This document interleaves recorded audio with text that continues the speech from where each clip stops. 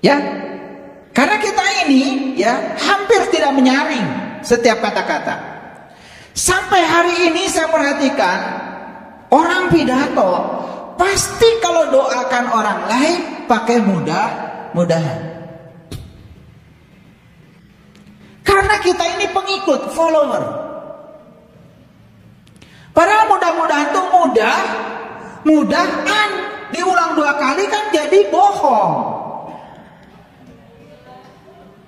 Ya sama aja dengan mobil-mobilan. Saya nggak tahu itu siapa orang pertama kali yang menciptakan mudah-mudahan. Pengen ketemu saya sama orang. Makanya kalau kalian doakan anak-anak, semoga masih sering dengar saya itu murid saya ngomong mudah-mudahan, pengen nyubit. Pikiran itu sangat berharga. Pikiran memiliki kekuatan untuk membuka kemungkinan yang tanpa batas. Jadi kenapa kita selama ini hidupnya terbatas? Siapa yang membatasi itu? Pikiran. Padahal pikiran ini memiliki kekuatan untuk membuka kemungkinan yang tanpa batas. Itu hebatnya pikiran. Para sahabat, kita sering mendengar dunia pendidikan. Katanya dunia pendidikan itu sedang mencerdaskan bangsa. Betul? Nah, betul apa tidak? Tujuan pendidikan itu bukan untuk menggantikan pikiran yang kosong, tetapi untuk menjadikan pikiran yang terbuka. Lihat saya semuanya. Selama ini anak-anak kita pikirannya itu diganti oleh pengetahuan. Lalu disuruh menghafal ini, menghafal itu, menghafal ini, menghafal itu. Inilah sistem pendidikan yang tidak pernah akan membangun kesadaran. Hanya membuat anak-anak kita menjadi apal cangkem.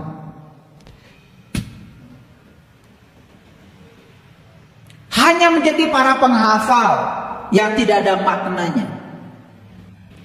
Makanya tujuan pendidikan yang sebenarnya adalah membangun pikiran yang terbuka. Ini tujuan pendidikan. Saya bicara di sini. Jadi kalau pikiran seseorang dari hasil pendidikan makin tertutup, apalagi merasa paling benar. Contoh, mohon maaf. Ada kan pendidikan agama. Kalau dia belajar agama, pikirannya makin tertutup, merasa paling benar, semua orang lain salah, bahkan menghalalkan darah orang lain karena dia paling benar. Itu sudah gagal pendidikan agama. Harusnya pendidikan apapun membuat pikiran makin terbuka, bukan mengisi pikiran kosong dengan pengetahuan.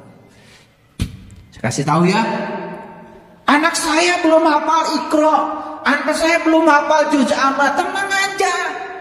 Kalau pikirannya sudah terbuka, apa yang salah?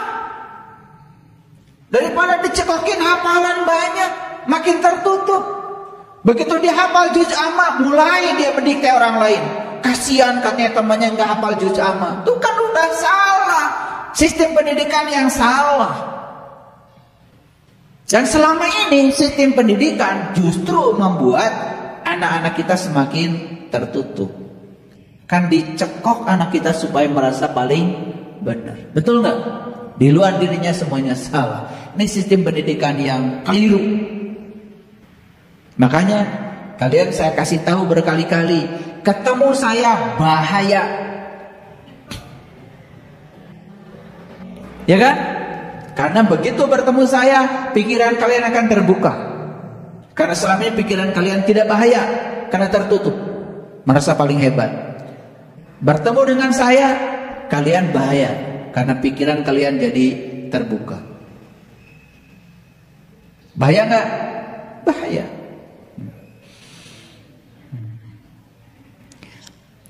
Terkadang bukan rasa sakit yang membuat kita menderita, tapi pikiran negatif tentang diri kita yang membuat segala sesuatu menjadi buruk. Pernah nggak mendengar kata-kata saya? Sakit itu alami. Dan rasa sakit itu ada. Saya juga pernah sakit. Tetapi penderitaan karena rasa sakit itu pilihan. Di sini milihnya.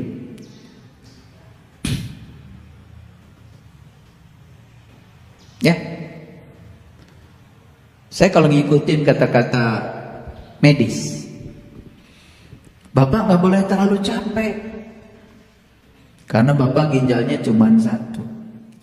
Saya masukkan di pikiran saya. Saya mau ceramah, gak boleh capek. Saya mau menerima tamu, maaf ya, saya gak boleh capek. Mau milad, online saja miladnya, karena saya gak boleh capek. Olahraga, online saja, karena saya gak boleh capek.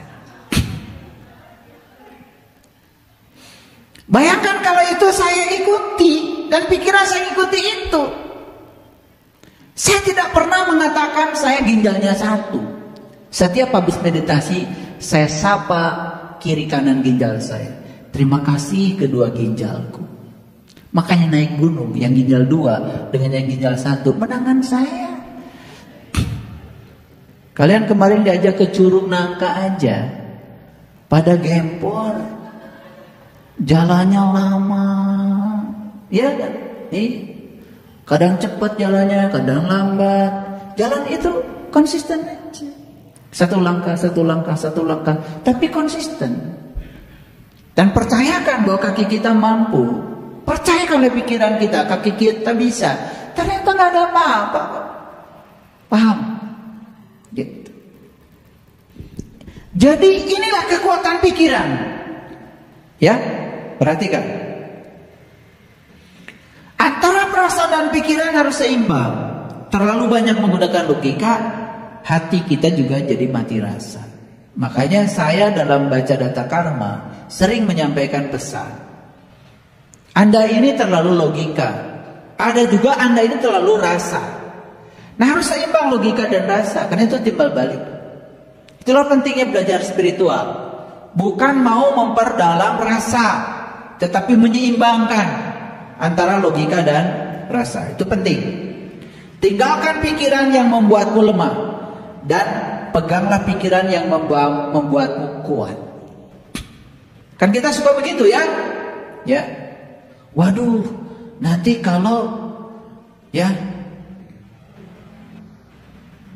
Bapak ini sudah nggak ada di kantor ini lagi, gimana ya kantor saya? Tuh. Pikiran sedang membuat drama. Percayalah. Setiap ada yang meninggal, pasti ada gantinya. Percaya apa tidak? Iya.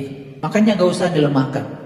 Jangan melemahkan situasi dengan pikiran kita sendiri. Makanya sekarang belajar selalu menguatkan pikiran. Jangan melemahkannya. Jangan diizinkan dia melemahkan. Kuatkan. Kan suka begitu. Betul? Wah, kalau saya nanti meninggal, gimana ya anak-anak saya? Langsung tuh dijawab sama semesta. Badai maut, we. Nah, di pikiran teh. Betul? Iya, karena semesta sudah punya banyak tangan kok. Kamu tidak ada, ya sudah ada. Nabi Muhammad, ayahnya meninggal saat beliau di kandungan. Begitu beliau meninggal, begitu beliau lahir, ibunya meninggal. Beliau besar. Betul? Itu.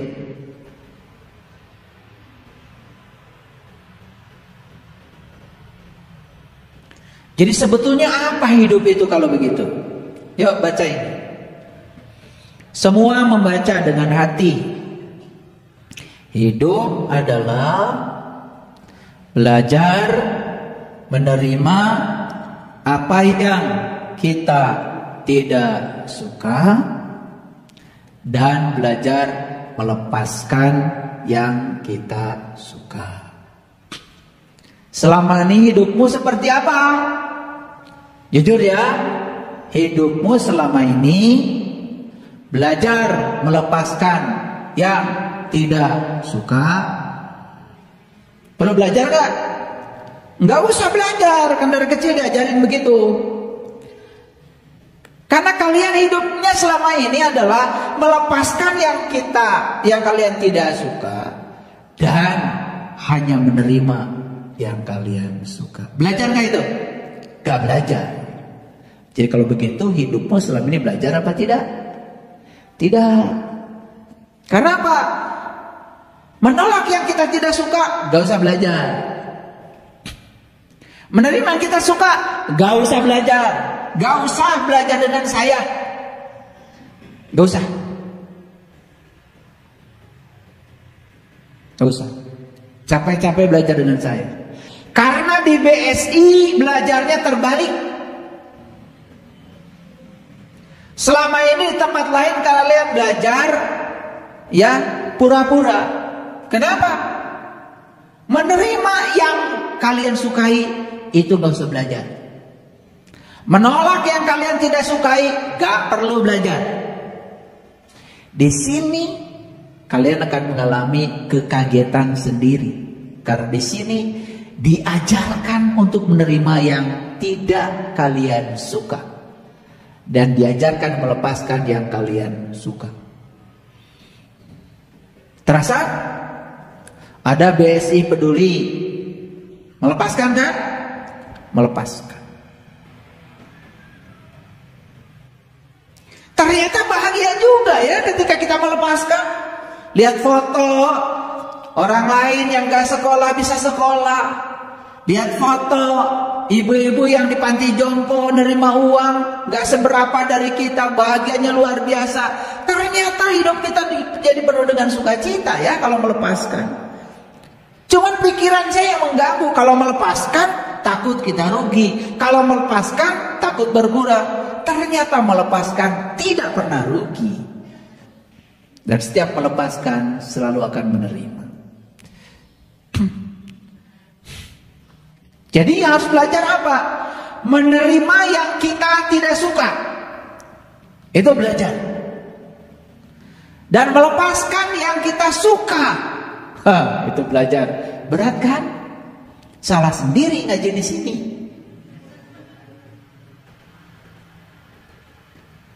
Menerima yang kita suka biasa. Melepaskan yang kita tidak suka juga biasa. Itulah esensi berperang dalam ayat tadi. Jadi perang di ayat yang tadi itu bukan perang melawan orang lain dan melumpuhkannya karena berbeda. Tetapi perang yang sebenarnya adalah, lihat saya, yang diwajibkan di Quran surat Al-Baqarah 216, wajib kamu berperang. Makanya kan ayatnya itu tadi terintegrasi. Boleh jadi apa yang kamu suka buruk bagimu. Boleh jadi apa yang kamu tidak suka baik bagimu. Inilah perang. Jadi perang kita itu sebetulnya adalah belajar menerima yang kita tidak suka dan belajar melepaskan yang kita suka. Ini perang yang diajarkan Al-Quran.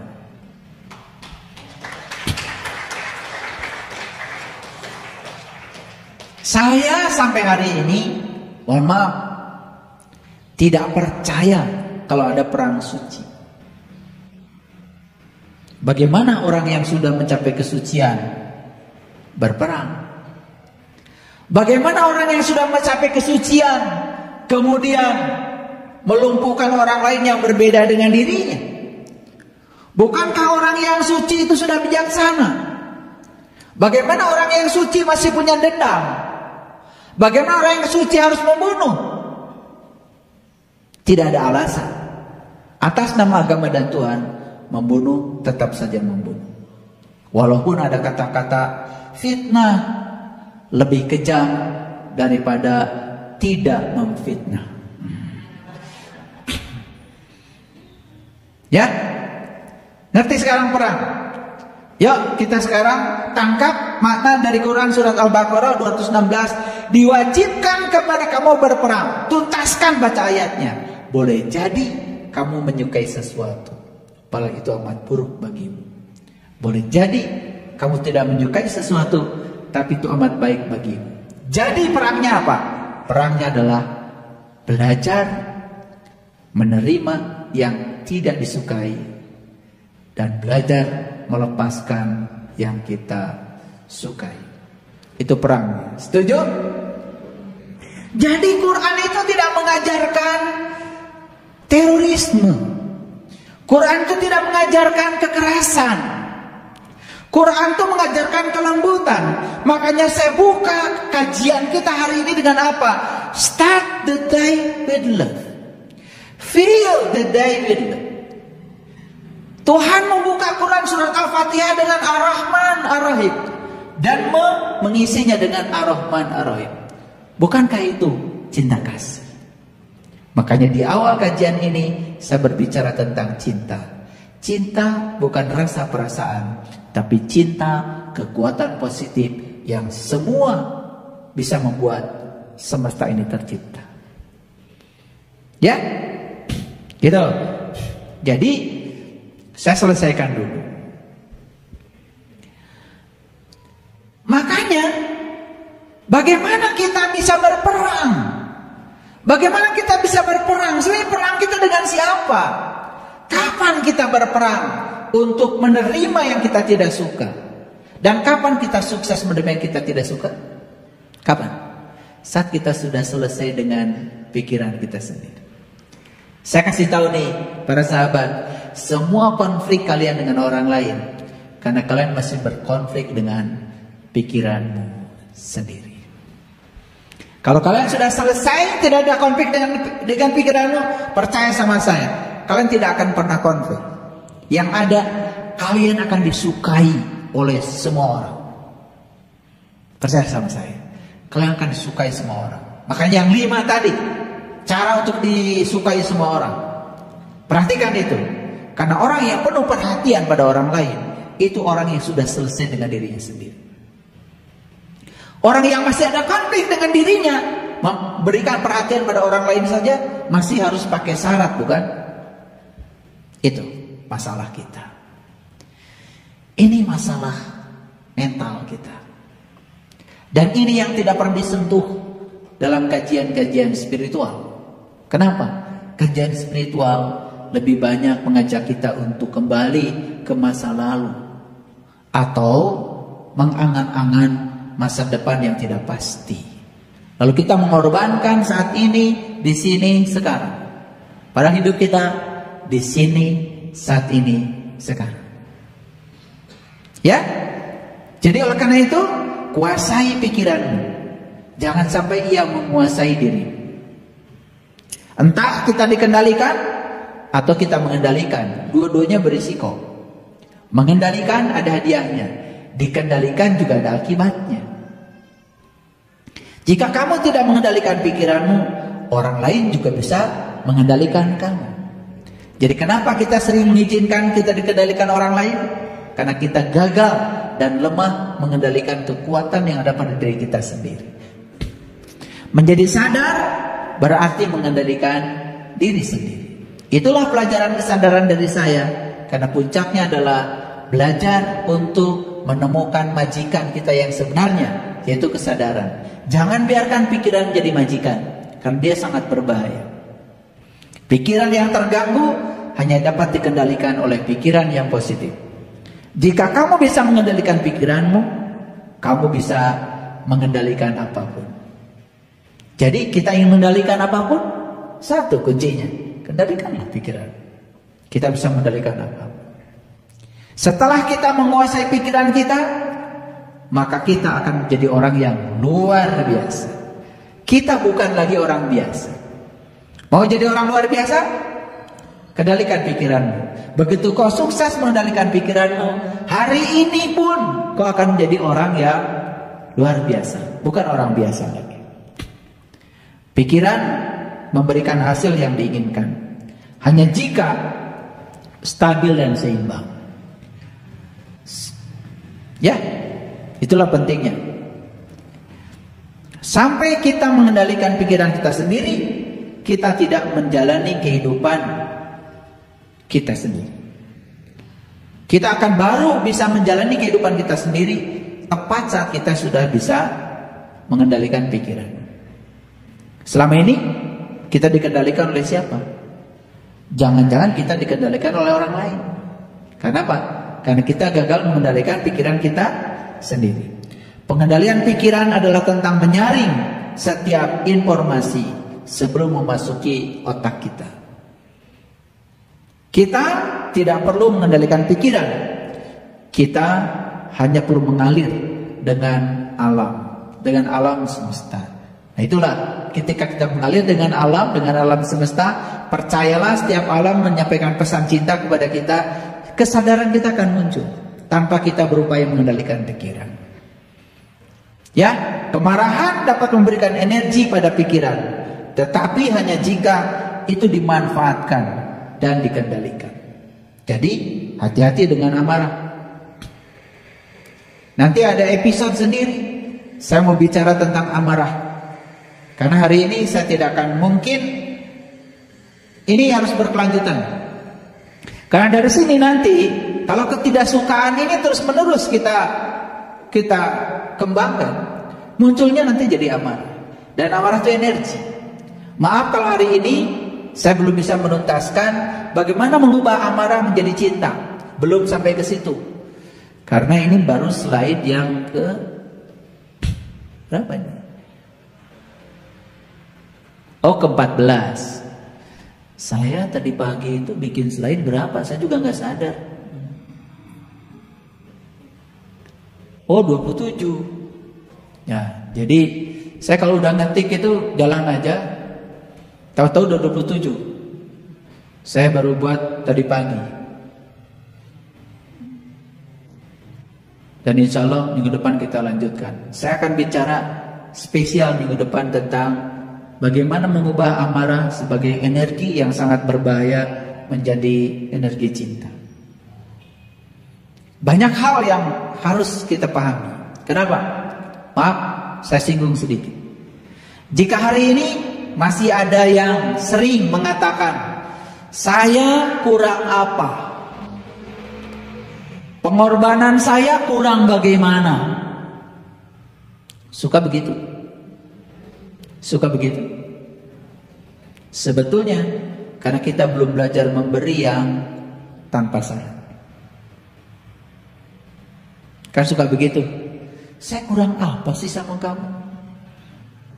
Pengorbanan saya. Wah. Suka begitu kan? Betul? Iya. Biasa, itu puisi-puisi itu keluar biasanya kalau lagi konflik. Sepertinya itu puisi yang bijaksana, padahal sedang mencerminkan betapa Anda masih sangat